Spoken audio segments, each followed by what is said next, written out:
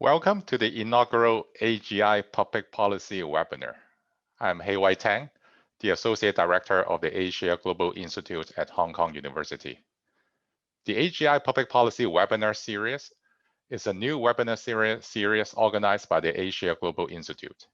It aims to bring in leading academics and scholars from universities and think tanks around the world to present current research on global public policy issues and discuss their implications for Asia and the world. The speaker of our inaugural public policy webinar today is Professor Yasheng Huang from MIT Sloan School of Management. Professor Huang needs no introduction. He's the Epoch Foundation Professor of International Management and Faculty Director of Action Learning at the MIT Sloan School. At MIT, Professor Huang founded and directs China Lab and India Lab, which have provided low-cost consulting services to over 360 small and medium enterprises in China and India. He has published numerous articles in academic journals and in media, as well as 11 books in English and Chinese.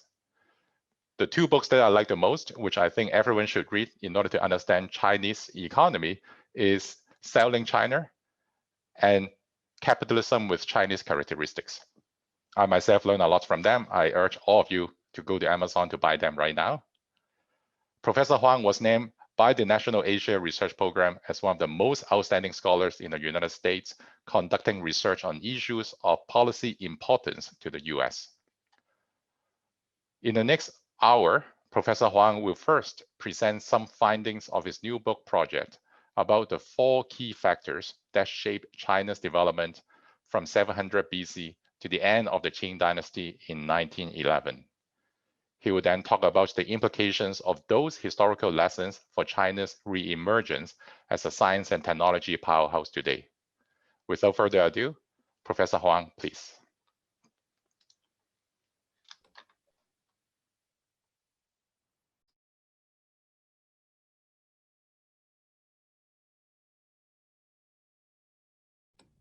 Thank you, Heiwai. Thank you so much for the invitation.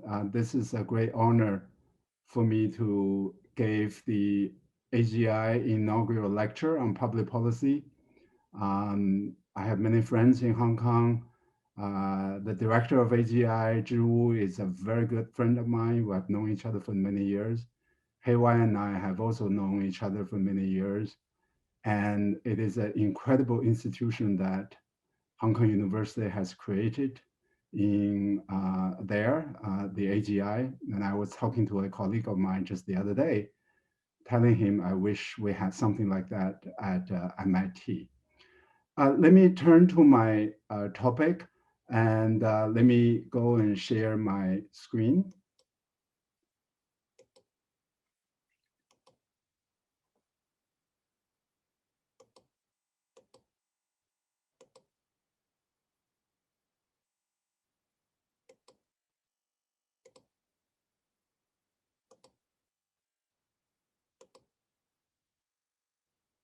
Somehow it doesn't. Okay.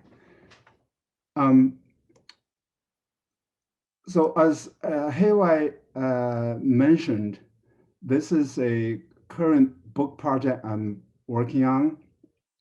And a lot of it is on history, but I'm looking at history with the intention to understand what is happening in China today. So I'm going to draw lessons and experiences from history to shed light on China today. So that's the goal of the book project. And the most important part of this slide is these words. It's very preliminary. We have created a very big data set, and we're still completing the data work.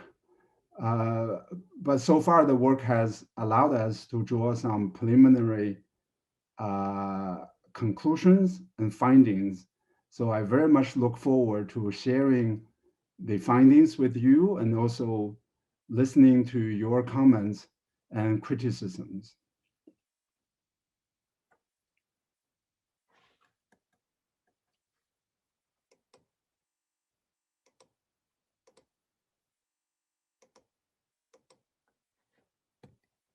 Okay, I'm trying to move my slide, but it's not.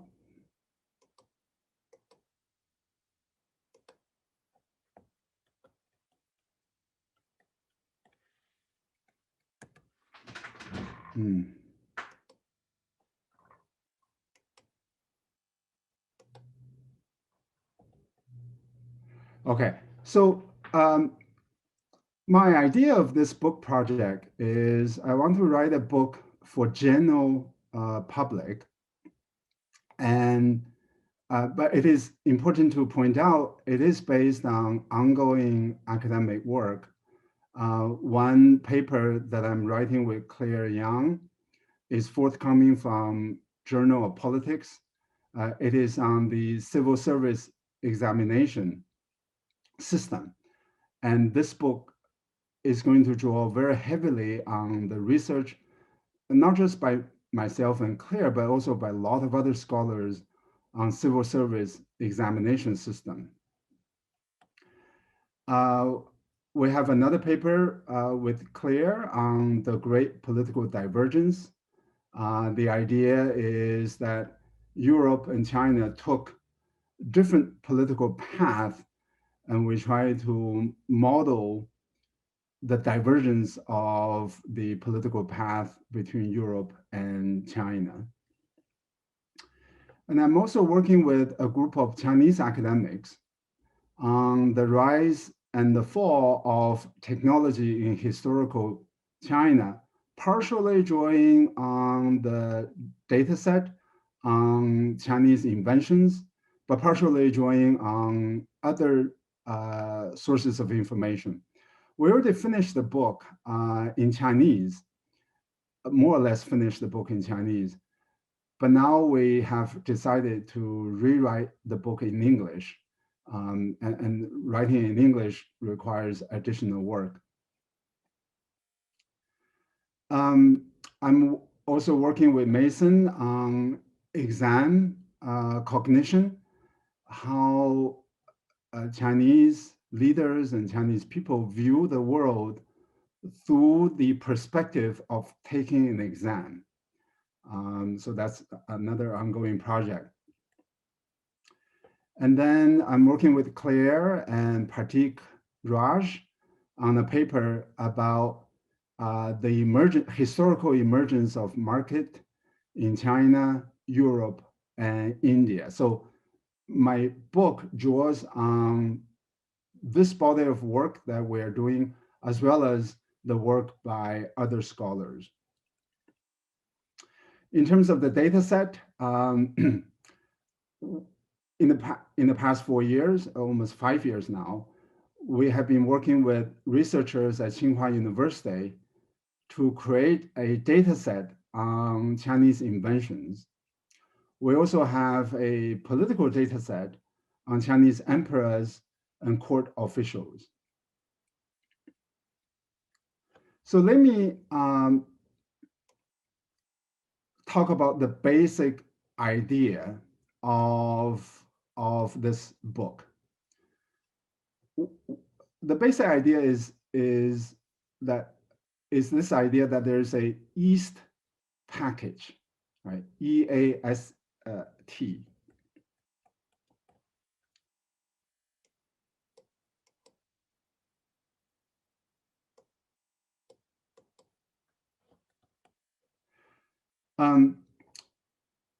So each letter of the East represents a important factor, important force that has shaped Chinese history, and it is also shaping Chinese economy and the political system today. So E represents examination. It's particular kind of education.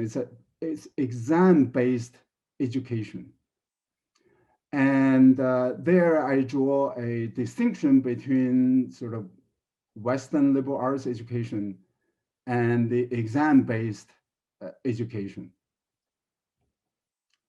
A represents autocracy, and the book is about the trajectory of autocracy in Chinese history.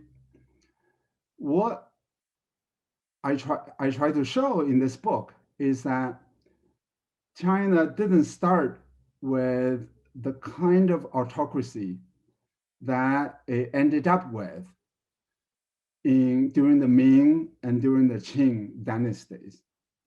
It was a gradual evolution. So the book is trying to discuss the trajectory of this evolution and how the exam system, the civil service examination system, had an impact on shaping this trajectory. S represents stability. And in particular, the ability of the Chinese political system to manage conflicts among elites. There's a study on 20th century autocratic systems that shows that about 70% of the autocracies that collapsed, they collapsed due to intra-elite conflicts. They collapsed not because people demonstrate on the street, but because of the power struggles. So the Chinese political system was extremely capable of controlling, reducing, and curbing intra-elite conflicts. And that explains its longevity. At least that's our argument. And the fourth factor is technology. And this is the famous work by Joseph Needham, the British historian, who documented Chinese inventions. Our data set is largely based on the work by Joseph Needham. Our data set also is based on the work by Chinese historians as well. What Joseph Needham demonstrated was that China was a technological leader, but then it fell behind the West. It not only fell behind the West, China during the Ming and Qing dynasties fell behind Song and Tang and Han dynasties. So China fell behind against itself, not just only vis-a-vis the West.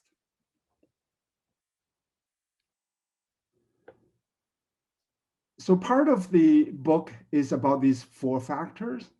Part of the book is to examine the relationship among these four factors.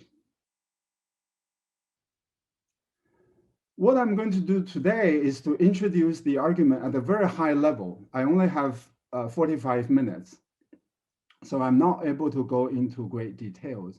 So I'm going to introduce the argument at a very, very high level.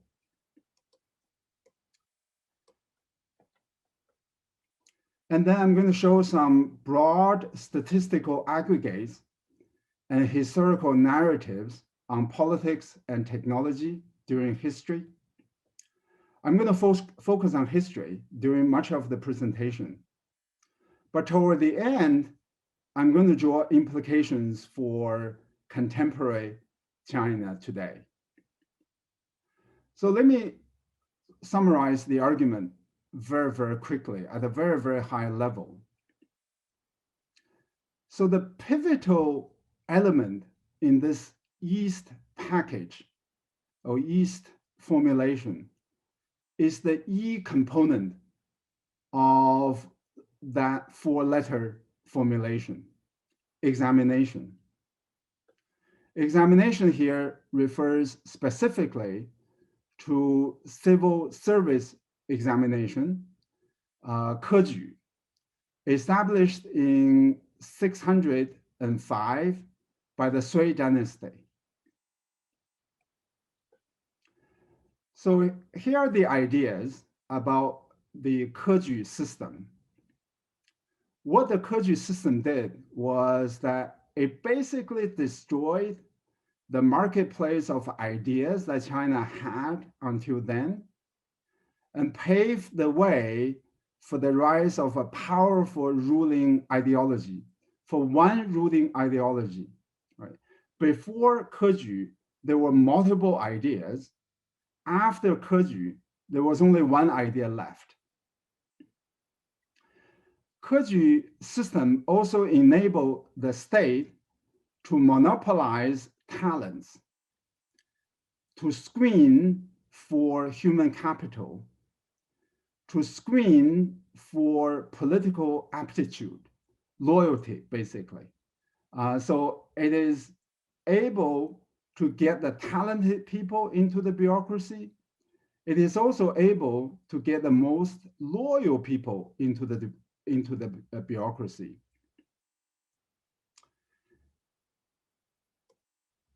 It also enables, creates a powerful incentive mechanism for political and economic elites. Remember earlier, I talked about the ability of the Chinese system to manage intra-elite conflicts. Keju was one of those powerful mechanisms to reduce conflicts among elites. It promoted social mobility. Keju also affected cognition. It definitely improved literacy, but it introduced an introspective mindset, inward-looking mindset, and formulaic thinking, right?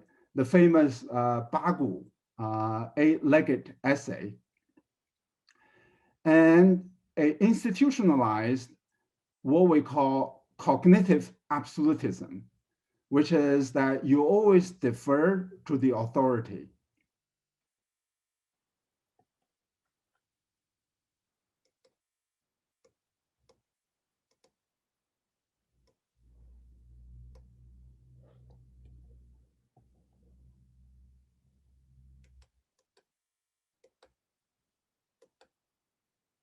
So these four functions of the Keju system, destroying the marketplace of ideas, the screening function, the enabling incentive function, and the cognition function. These four functions of the Keju either singularly or jointly led to a single ruling ideology without any competition with religion or alternative secular ideas. It also led to a highly capable state, able to launch and execute big projects. It introduced incentive compatibility. It introduced incentive compatibility among elites and between elites and non-elites.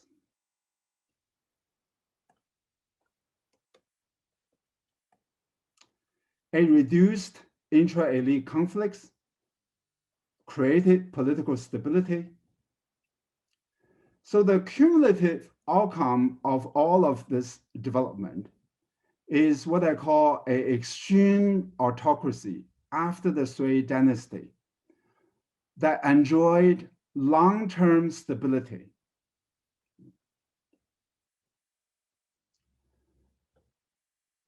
Since part of the book is on technology, we ask the question, what does the impact of an extreme autocracy have on technology?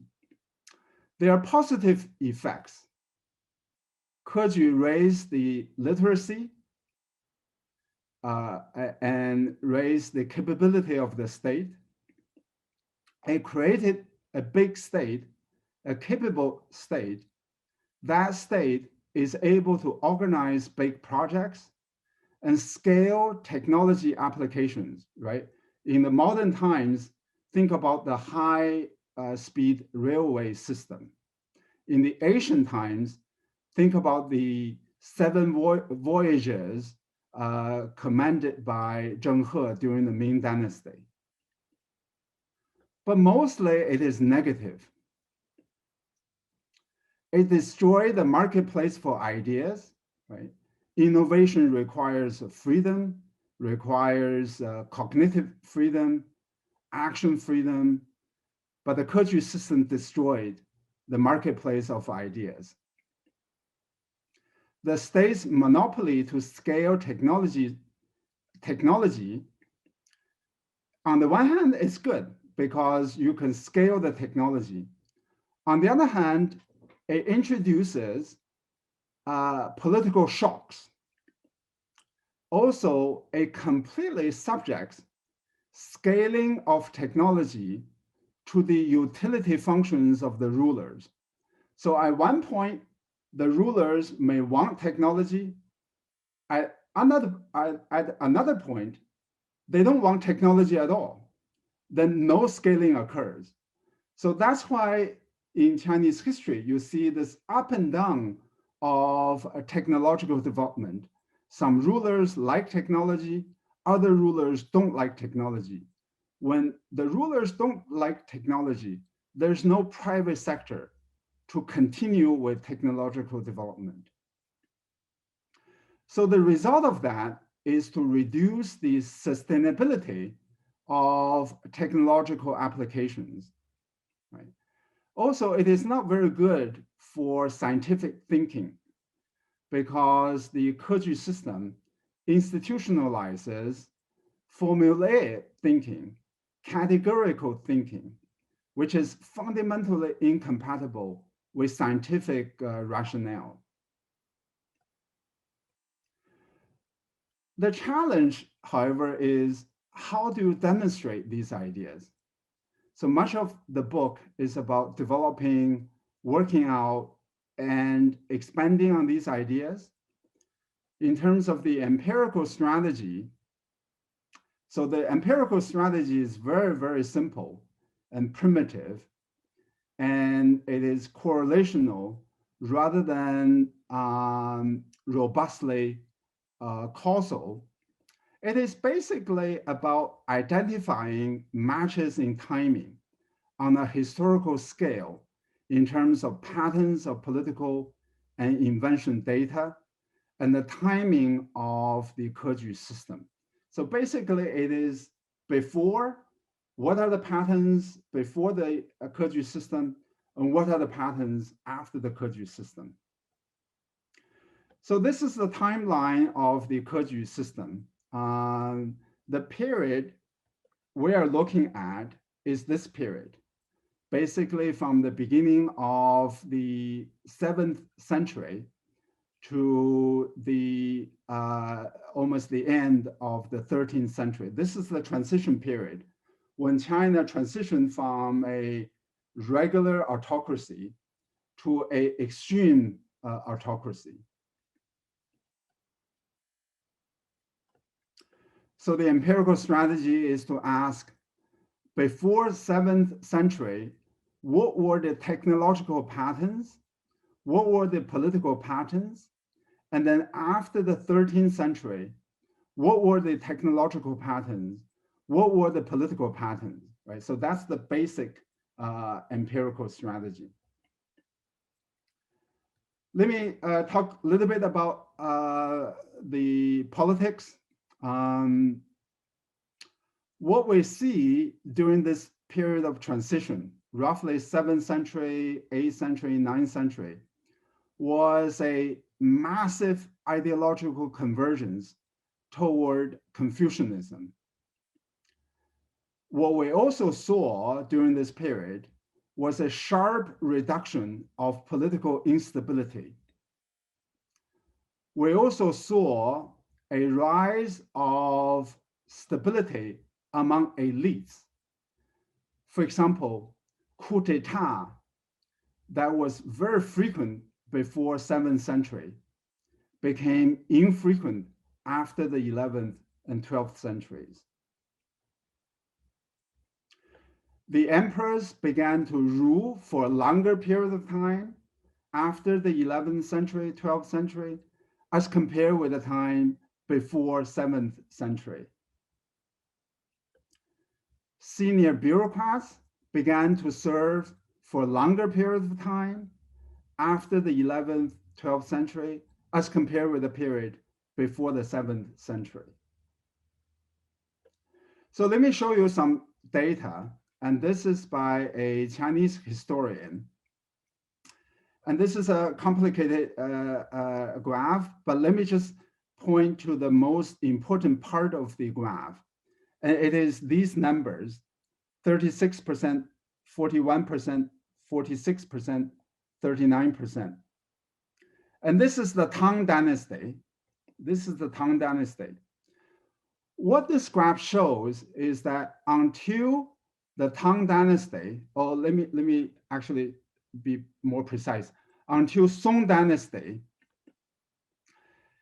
the Confucianist documents accounted for about 40%, no more than 46% of all the official documents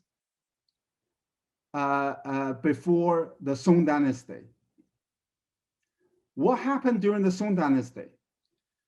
During the Song Dynasty, the ratio of the Confucianist documents increased to 71%.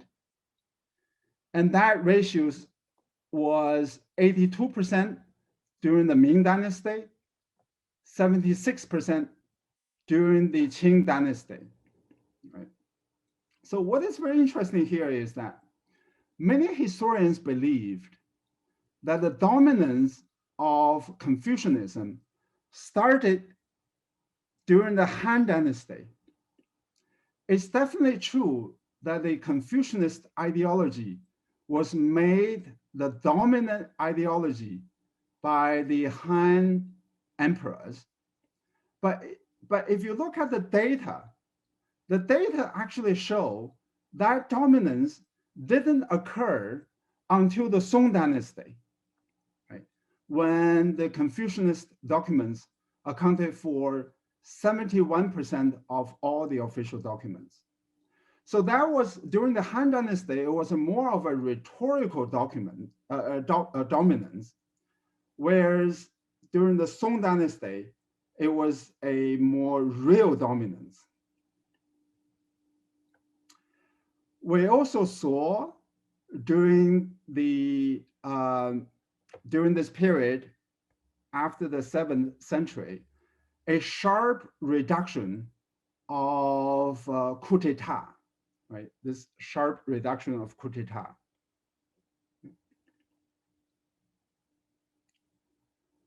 And this is just another measure of the reduction of the coup d'etat, roughly after the 10th century. And there was a spike here during the Qing Dynasty, but most of the years it trended down. What is also very interesting is that you don't really see a similar reduction of peasant rebellions, right? So these are the peasant rebellions. The Song Dynasty is here, the Tang Dynasty is here. You see, after the Song Dynasty, there is still persistence of popular uprisings. So that's data point number one. Data point number two is we also know that Ming Dynasty and Qing Dynasty lasted for a longer period of time as compared with some of the previous dynasties. So even though there were many peasant rebellions, they were able to suppress these rebellions, and they were able to remain in power despite the fact that there were many peasant rebellions. That shows that the capacity of the state became stronger after the Song Dynasty. This is a graph showing ruler duration, how long the emperors served in the office. What is very interesting is that you see a structural break around, maybe this is a year 700, 800 or so, before the tenure was relatively low, gradually increasing, but afterwards it increased at a sharper slope. And this is the estimated probability of a ruler being deposed before maybe 600 and 700. The probability was rising. After that, it began to decline. This is the same exercise when we look at senior ministers. Their duration of in office also increased, but much later. This is about 11th century as compared with the emperors. So definitely in politics, we see some substantial changes occurring between 7th century, maybe 10th century, 11th century, 12th century. Right? Something happened during that period of time. I would argue it was a Keju system. Obviously, there could be other things that happened. And I'm not saying that only one thing explained all these differences. But one of the biggest development during this period of time was the Keju system. Let me skip that. Let's look at the inventions data. And I'm going to show you some very simple graphs, but I'm going to say that these are a massive amount of work, even though the graphs look very, very primitive and simple. We're able to collect about 11,000 inventions since the spring and autumn era, all the way to the Qing Dynasty.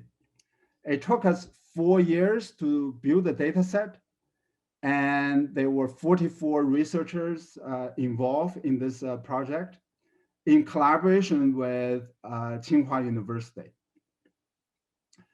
The measures we use are inventions per million population. This is similar to the per capita patent count that modern researchers use to look at innovations. Or you can use inventions per million population per dynasty year. And this is similar to output per labor hour. And let me define inventions a little bit more carefully. Basically, what we are able to record, and this is what Joseph Needham did, was recording ideas, right? So this is broader than technology, even though I use the word technology, but this is broader than technology. Technologies are usually deployed. So the ideas that are not deployed are not called technology, but here I'm just going to use the word loosely and use technology and inventions interchangeably. And many Chinese inventions historically were not deployed. That's actually a problem for Chinese inventions. Chinese were very, very inventive, but they were not applying these ideas to economic development. We were able to assign these inventions to different dynasties. And we are now trying to assign them to a more refined time units, such as 50-year or 100-year intervals. Let me skip this, but the point of this slide is to say that there are criticisms of the measures that we use. One has to do with the population size, because different dynasties have very, very different population sizes. If there are questions, I'll be happy to come back to this issue. So let me summarize the findings on inventions at a very high level. Chinese inventiveness measured by inventions per million population peaked in 6th century. And Chinese were most inventive when China was actually divided. When China was regionally, when China was divided into different regions competing with each other. Chinese were also inventive when China was centralized, but those centralized dynasties were heterogeneous dynasties. So centralized and heterogeneous dynasties outperformed centralized and homogeneous dynasties. Sui dynasty, right, 6th century, 7th century was the turning point.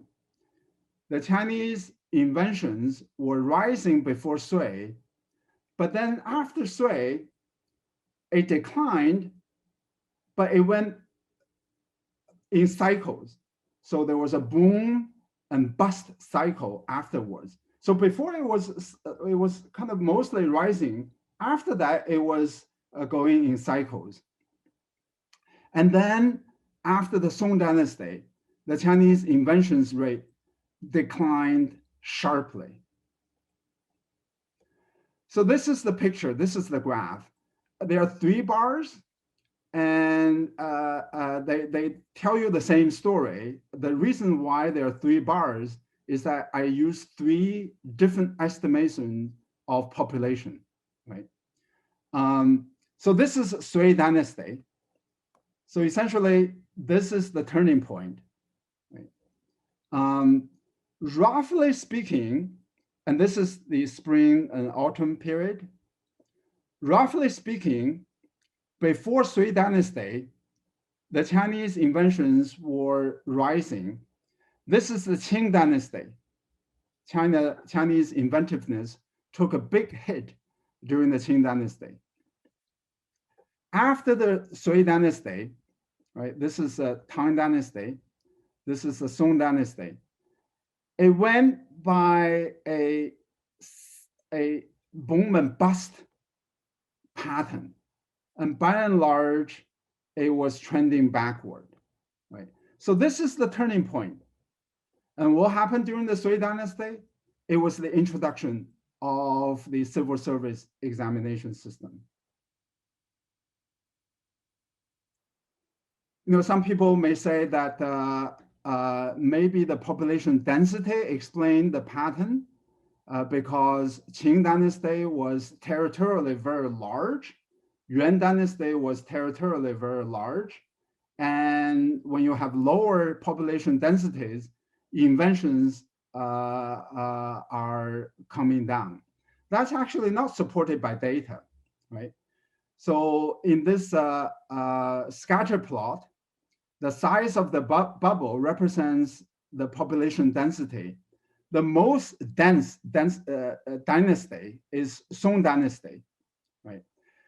There's really no pattern that more dense dynasties are more inventive or less dense dynasties are less inventive. There's really no pattern, right?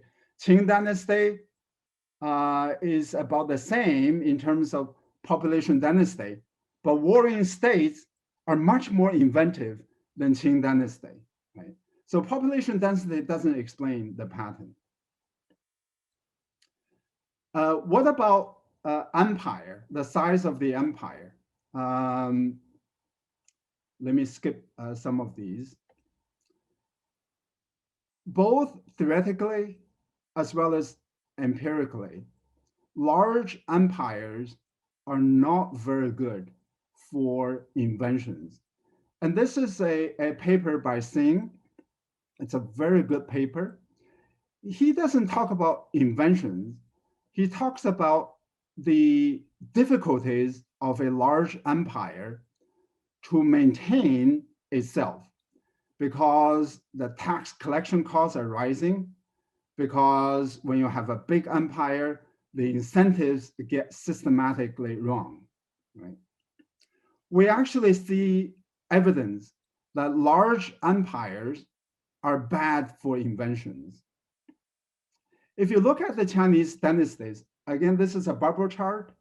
The size of the bubble represents the size of the territory. So the Yuan dynasty has the largest size, and Qing dynasty has the next largest size. There are two patterns, right? One is what I call kingdoms. So these are the kingdoms. Three kingdom, warring states, spring and autumn, right? So these are kind of a small, they are not empires, they are small territories. And then the second pattern is the empire. Han Dynasty, Tang Dynasty, Yuan Dynasty, Qing Dynasty, and Ming Dynasty. What you notice here is that the larger the empire, the less inventive it is. Han Dynasty is much more inventive than Tang Dynasty. Tang Dynasty is much more inventive than Qing Dynasty, right? So the larger the empire is, the less inventive it is. This is the same relationship describes the kingdoms, except it's less clear, right? Because the kingdoms are more clustered in terms of their size.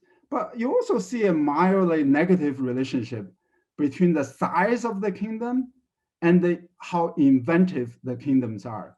So on the vertical axis, this is the inventions per million population. On the horizontal axis, this is the size of the Chinese dynasties.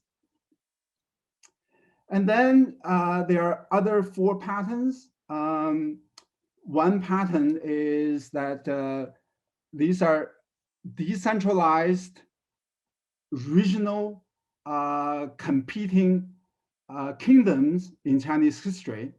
Three kingdoms, right? We all read 三国演义 when we were growing up in China. Warring states, spring, autumn, right? So that's one pattern. They tend to be more inventive than other dynasties. The second inventive pattern is centralized but heterogeneous dynasties, Han Dynasty and Tang Dynasty.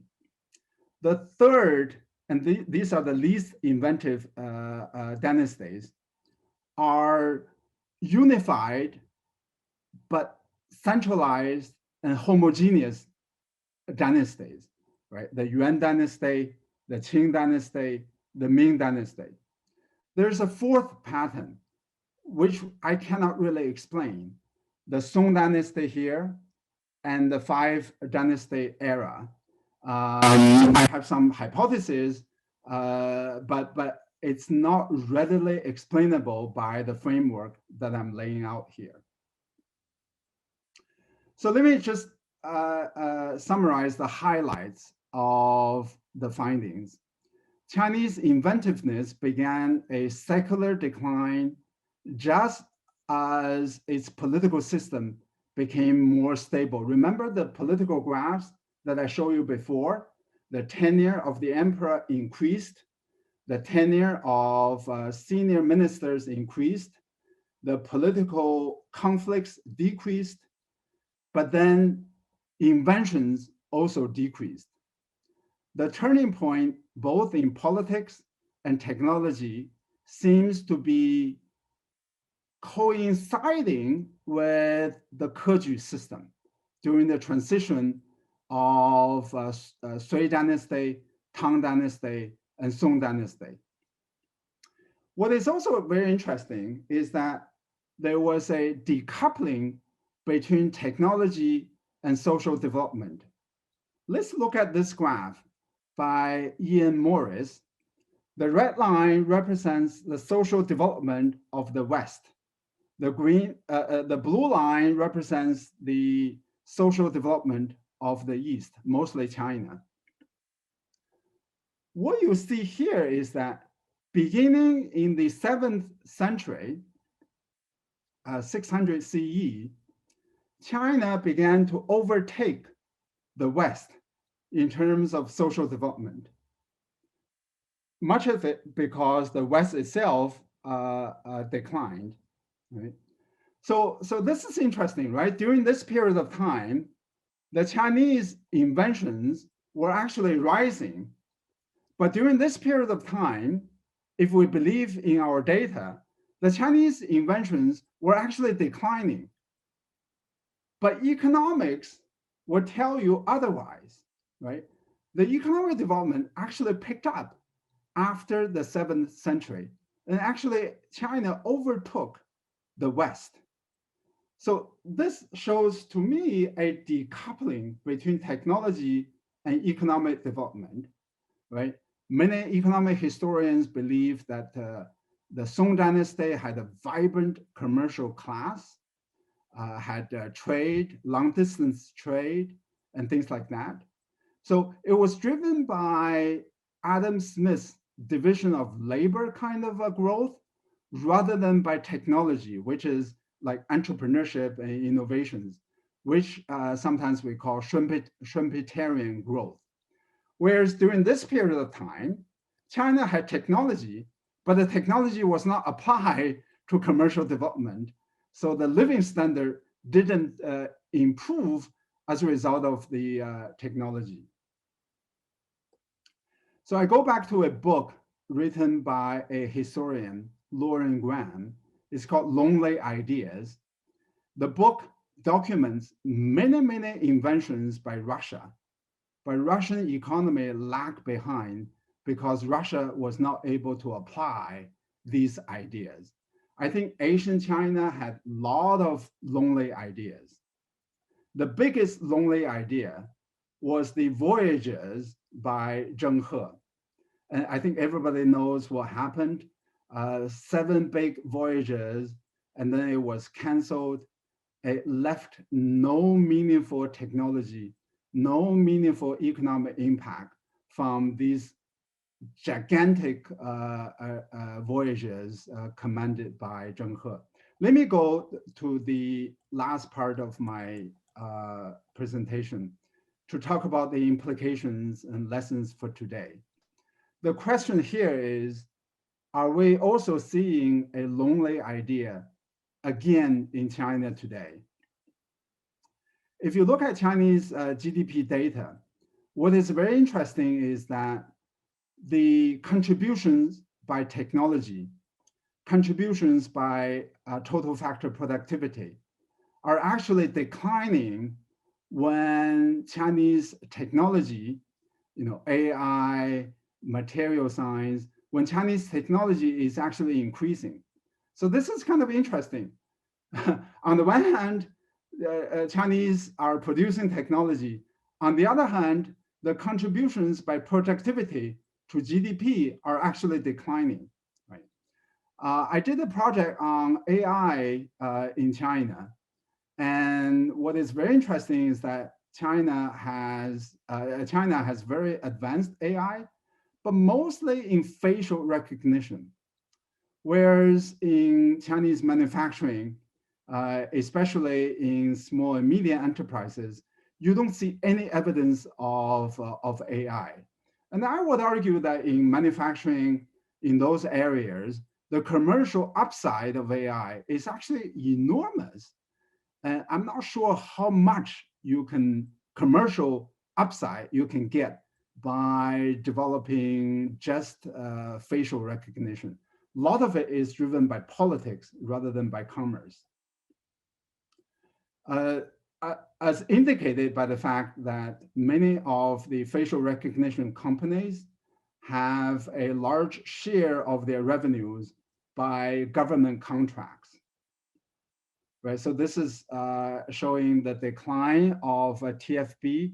Now it accounts for about 30% of the GDP growth as compared with 60% in the 1990s. The other lesson from the past is that the line between stability and stagnation is actually very thin. If you want too much stability, you may get stagnation. The other lesson is that government scaling is both an advantage and a curse. The example there is the Zheng He's 7 voyages. Once the voyages were canceled, it didn't promote any economic and technological development. Right? Today, there are debates about Gaokao system and debates about the metric-based performance of the government officials. And let me end on the last bullet point. So we all know, and as a professor at MIT, I know this very well. Chinese students are among the best students in science and technology. So Chinese universities know how to educate scientific human capital. But the Chinese universities are still now, are yet to be frontier universities in producing knowledge. If you look at the data, the highly cited papers by Chinese scientists are almost always co-authored with foreign scientists, right? So maybe the Chinese universities are outsourcing analytical thinking to foreign universities. That actually has enormous foreign policy implications for the United States. As many of you know, in the United States, there is a fierce debate whether or not American universities should educate the Chinese students, right? So the argument I'm trying to make is that there is an anti-scientific bias in Chinese traditional culture. And even though it is very good at educating scientific human capital, it is probably not very good for creativity. And Chinese became creative by outsourcing university education to Western countries. And the foreign policy implication of that observation is whether or not, given that United States and China are in this current difficult relationship, whether or not United States universities should continue to educate the Chinese students. Heiwai, I'm going on too long. Let me just end there. Thank you so much.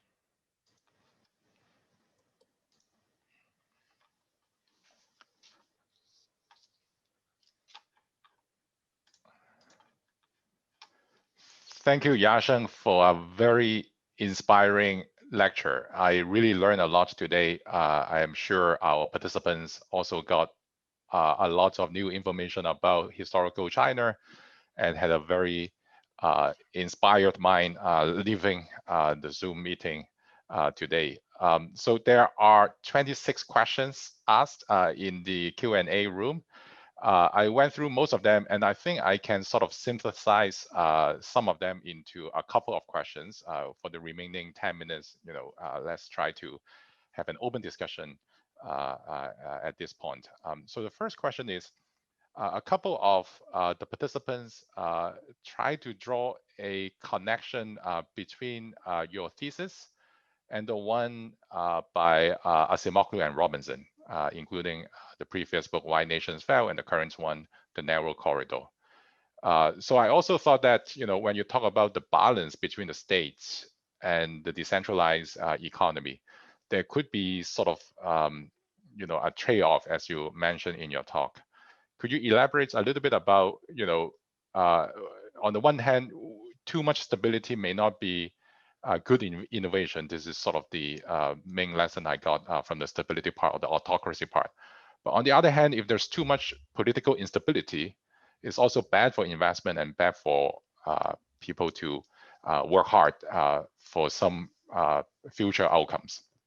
Could you talk a little bit about that?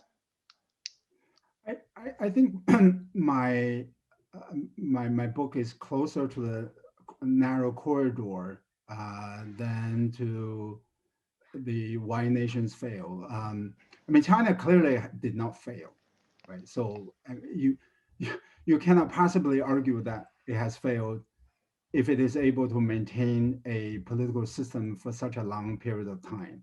You can say it has failed because it failed to develop its economy, its technology, but by the measure of political stability, it has succeeded brilliantly. I think it's closer to the narrow corridor. It's really hard to get things right. And you can err on too much creativity and too much liberty. As you know, in the United States now, there's, people don't wear masks, and as a result, the pandemic is uncontrollable. You can definitely err on the liberty side. You can definitely err on the stability side. I think for China, when you already have such a building bias toward stability, you should take some risks toward more freedom, toward more liberty, right? If you look at, I would argue South Korea, Japan, Taiwan are much better governed than China, right? They have some building stability in terms of culture, in terms of maybe a residue of the political system, but they also have some risk taking, right? In terms of the politics, right? Democracy is a risky system because you don't know who the next leader is. So I actually think that's a better way to go. You can afford to err on moving toward liberty without risking the chaos. But that's not where China is heading today. So you already have such a tremendous stability. Then as the right thing to do is to relax a little bit and to move in the other direction. But that's not what China is doing today. Very good. So there are two questions specifically about IP protection. And let me read out the question by Fred Hu. So he said, your macro history regarding political model CSE and inventiveness is highly interesting. And then he thinks there are other potentially important factors explaining differences in inventiveness across countries as well, including lack of private property right protection, underdeveloped commercial and industrial sector that could be more conducive for applications of technology. And he was interested to see whether you have you could elaborate more on other factors that you may have omitted in your research, which you would like to look at in future work. Yeah, first of all, it's always good to have Fred. He always has sharp questions.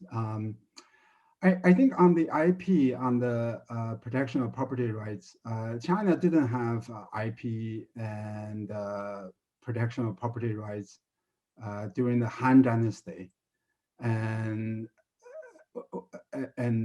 during the Han Dynasty, if we believe in our data, Han Dynasty outperformed the later dynasties such as Tang and Song Dynasty, right? So I think if you compare China with the West, I would argue that IP protection is a very critical factor. But if you compare China against itself, I don't think the property rights protection explains this sharp decline after the Sui and Song Dynasty. In terms of the omitted variables, many people would tell me, and including Arabic scholars, they will say it's the fault of the Mongols, Genghis Khan. I mean, I timing definitely fits, right? So After Yuan Dynasty, Chinese inventions declined. But I don't. I think I don't believe it 100%. The reason is that even before the Yuan Dynasty, Chinese inventions already began to decline. Yuan Dynasty probably accelerated that decline, but it didn't start that decline, right? The decline actually started with the Sui Dynasty. Other explanations, people talk about the agricultural sort of lock, agricultural mentality. Again, I don't find that very convincing because the reason is that there's not a change that I can identify during the Sui Dynasty, during the Tang Dynasty, in terms of how agricultural Chinese economy was, right? The argument there is agricultural mentality is very conservative. It is not risk taking. But England was an agricultural society. Europe was an agricultural society. Industrialized societies grew on the basis of agricultural society. So I don't really find that terribly convincing. There may be other omitted variables that I have omitted, but I will think hard about this question. Yeah, definitely. I'm not claiming I'm explaining everything. Definitely, there could be other things that are important. But if you read historians' account during this period of time, the introduction of Keju system was a big development. So given how important it was, I'm not surprised it would have a big impact. Thank you, Professor Huang. Let me ask two more questions, if you don't mind. And for the participants, let's try to stay here for another 2 or 3 minutes. So one common question in the chat room is, so is it so much about the Keju system or the subjects that are being tested in the Keju system? If the emphasis is less on the Confucius ideas and more on something that is inducive for science and technology, will we still have what we saw in China in the past? Yeah, I exactly, yes. So when I say Keju, I use it in a very loose sense. In fact, if you look at the Keju system, there was an evolution of the Keju system from the Tang period when many subject matters were tested, right? Poetry, music, martial arts. And then if you look at the Ming Dynasty, it was extremely monolithic, right? Only the new Confucianism by Zhu Xi and eight-legged Baguwen style that began to take shape in the Ming Dynasty. So definitely it is not exam itself, it is the nature of the Keju system. If I believe that if China kept the Tang system, the Keju system during the Tang Dynasty, Chinese inventions would not have declined as much, and Chinese politics would not have evolved in the way that it did if there was more scope for ideas, if there was more choices in terms of subject matters. Chinese politics would have been very different. Thank you. One last question, which is implications for the rest of the world. So the participants all love your research. They are mostly convinced about your findings on China.